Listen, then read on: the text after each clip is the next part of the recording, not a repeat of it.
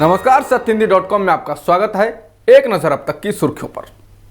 पूर्वी लद्दाख के डेमचौक सेक्टर में भारत ने एक चीनी सैनिक को हिरासत में ले लिया है, जो वास्तविक नियंत्रण रेखा पार कर भारत की तरफ चला आया था। इंडिया टुडे के मुताबिक ये जवान लद्दाख के डेमचौक इलाके में पकड़ा गया और इसका नाम फांग या लांग है। इसके पास से सिविल और मिलिट्री से जुड़े दस्तावेज मिले हैं। वहीं भारतीय सेना ने बयान जारी कर कहा है कि वह एलएसी पर भटक गया था। पीएलए की ओर से भारतीय सेना से उस जवान को छोड़े जाने का अनुरोध किया गया है और प्रोटोकॉल का पालन करते हुए इस सैनिक को चीनी सेना को वापस कर दिया जाएगा।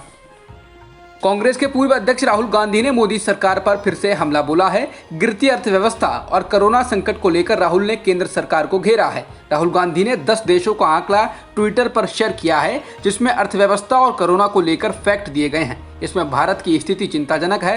राहुल गांधी ने कोरोना और अर्थव्यवस्था को लेकर जो आंकड़े शेयर किए हैं, उसमें भारत बांग्लादेश और पाकिस्तान से भी पीछे है। बांग्लादेश जहां पहले स्थान पर है, वहीं पाकिस्तान 5वें पर है। भारत को आंकड़े में 11वें नंबर पर जगह दी गई है। आंकड़े के मुताबिक भारत का जीडीपी ग्रोथ 2020 में अब सवाल उठने लगा है कि क्या चीन अमेरिका को पछाड़कर उसे पीछे धकेल दुनिया की पहले नंबर की अर्थव्यवस्था बन चुका है। ये सवाल इसलिए उठ रहा है क्योंकि यूरेशियन टाइम्स के अनुसार अंतर्राष्ट्रीय मुद्रा कोष के आंकड़ों से पता चलता है कि चीनी अर्थव्यवस्था अमेरिका से आगे निकल चुकी है। इसके मुताबिक परचेजिंग पावर पैरिटी यानी पीपीपी के हिसाब से चीनी अर्थव्यवस्था 24.20 ट्रिलियन डॉलर हो चुकी है, जबकि अमेरिका की अर्थव्यवस्था 20.8 ट्रिलियन डॉलर की है। चीन की विकास दर कोरोना वायरस महामारी के पहले के स्तर की ओर लौट रही है। सोमवार को जारी किए गए आंकड़ों के अनुसार दुनिया की दूसरी सबसे बड़ी अर्थव्यवस्था वाले चीन की वित्तीय वर्ष 2020-21 की तीसरी तिमाही में जीडीपी 4.9% दर्ज की गई है। यह आंकड़े दर्शाते हैं कि चीन में इकोनॉमी बेहतरी के दौर की ओर लौट रही है और कोरोना महामारी के पहले के स्तर को छूने की ओर बढ़ रही है।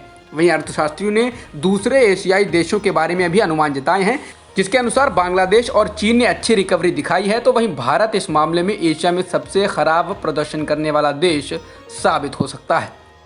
पश्चिम बंगाल में दुर्गा पूजा पंडाल में श्रद्धालुओं का प्रवेश नहीं होगा, यानी सिर्फ पंडाल के आयोजक ही अंदर जा सकेंगे। कलकत्ता हाईकोर्ट ने यह आदेश दिया है। कोरोना संक्रमण के मद्देनजर हाईकोर्ट ने पंडाल के अंदर आयोजकों की संख्या को भी सीमित रखने का आदेश दिया है। बड़े पंडाल के अंदर एक बार में 25 से ज़्यादा नहीं और अपेक्षाकृत छोटे पंडाल में 15 से ज़्यादा लोग नहीं जा सकेंगे। बलिया गोलीकांड के मुख्य आरोपी धीरेंद्र प्रताप सिंह को आज कोर्ट में पेश किया गया। कोर्ट ने आरोपी को 14 दिन की न्यायिक हिरासत में भेज दिया है।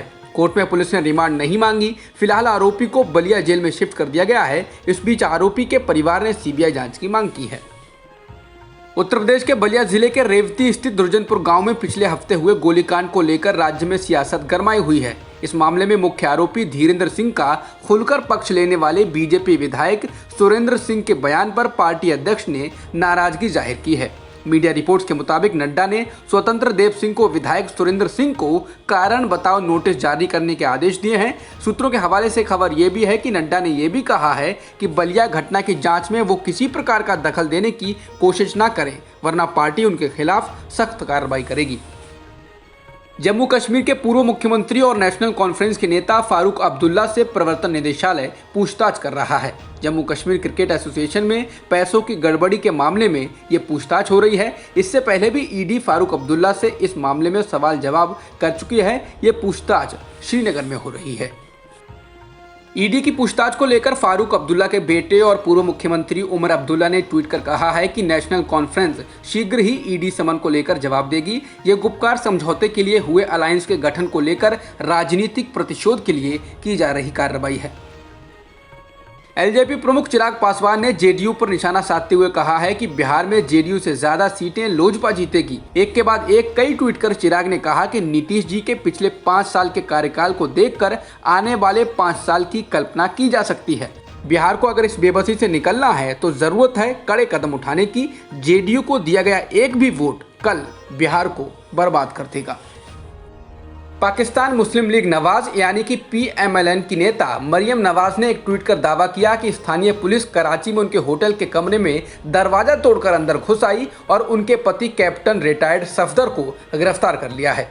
एफआईआर में कायदे आजम की मज़ार पर सरकारी संपत्ति को नुकसान पहुंचाने और मोहम्मद अली जिन्ना की कब्र का अपमान करने का भी आरोप लगाया गया है।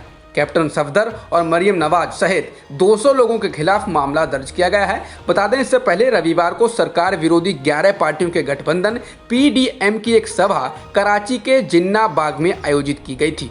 मरियम नवाज और कैप्टन सफदर इसी सभा के लिए कराची में मौजूद थे। पाकिस्तान एक बार फिर FATF की ग्रे लिस्ट में बने रह सकता है। दरअसल FATF यानी फाइनेंशियल एक्शन टास्क फोर्स के 6 अहम बिंदुओं पर पाकिस्तान काम करने में नाकाम रहा, जिनमें भारत के 2 मोस्ट वांटेड मौलाना मसूद अजहर और हाफिज सईद के खिलाफ कार्रवाई न कर पाना भी शामिल है। FATF की वर्चुअल बैठक 21 से 23 अक्टूबर को होगी और इस दौरान ही पाकिस्तान को ग्रे लिस्ट में बनाए रखने पर फैसला लिया जाएगा। अजरबैजान के राष्ट्रपति इल्हाम अलीयेव ने दावा किया है कि उनकी सेना ने दक्षिणी जेवरेल जिले के 13 और गांवों पर दोबारा कब्जा कर लिया है। सोमवार को राष्ट्रपति इल्हाम अलीयेव ने ट्वीट किया, जेवरेल जिले के सुल्तानी, अमीर वर्ली, हसनाली, अली केशान अली समेत 13 गांवों को आज़ाद करा लिया गया है। भारत में कोरोना संक्रमितों का आंकड़ा 75,52,000 के पार हो गया है और मृतकों की संख्या 1,14,000 के पार हो चुकी है। फिलहाल एक्टिव मामले 7,73,000 से अधिक हैं। नीति आयोग के सदस्य VK पॉल ने कहा है कि देश में पिछले 3 हफ्तों में कोरोना वायरस संक्रमण के नए मामलों और इससे होने वाली मौतों में कमी आई है। साथ ही अधिकतर राज्यों में संक्रमण का प्रसार स्थिर हुआ है, लेकिन उन्होंने सर्दी के मौसम में संक्रमण की दूसरी लहर की आशंका से इनकार नहीं किया है। उन्होंने कहा है कि सर्दी की शुरुआत होते ही यूरोप के देशों में संक्रमण के मामले बढ़ते दिखाई दे रहे हैं। हम भी इससे इनकार नहीं कर सकते हैं। जॉन्स हॉपकिंस यूनिवर्सिटी के अनुसार दुनिया में कोरोना संक्रमितों का आंकड़ा 4 करोड़ के पार हो गया है और मृतकों की संख्या 11,14,000 के पार हो चुकी है। वहीं वर्ल्डोमीटर्स वेबसाइट के मुताबिक दुनिया में अब तक 3 करोड़ लोग ठीक भी हो चुके हैं। जॉन्स हॉपकिंस यूनिवर्सिटी के अनुसार अमेरिका में संक्रमितों की संख्या 81,55,000 के पार हो गई है और मृतकों की संख्या 2,19,000 के पार हो चुकी है। इसके अलावा ब्राजील में कुल संक्रमितों का आंकड़ा 52,24,000 के पार हो गया है और मृतकों की संख्या 1,53,000 से ज़्यादा हो चुकी है। अब तक की खबरों में इतना ही। बाकी खबरों के लिए बने रहिए सत्यहिंदी.com के साथ।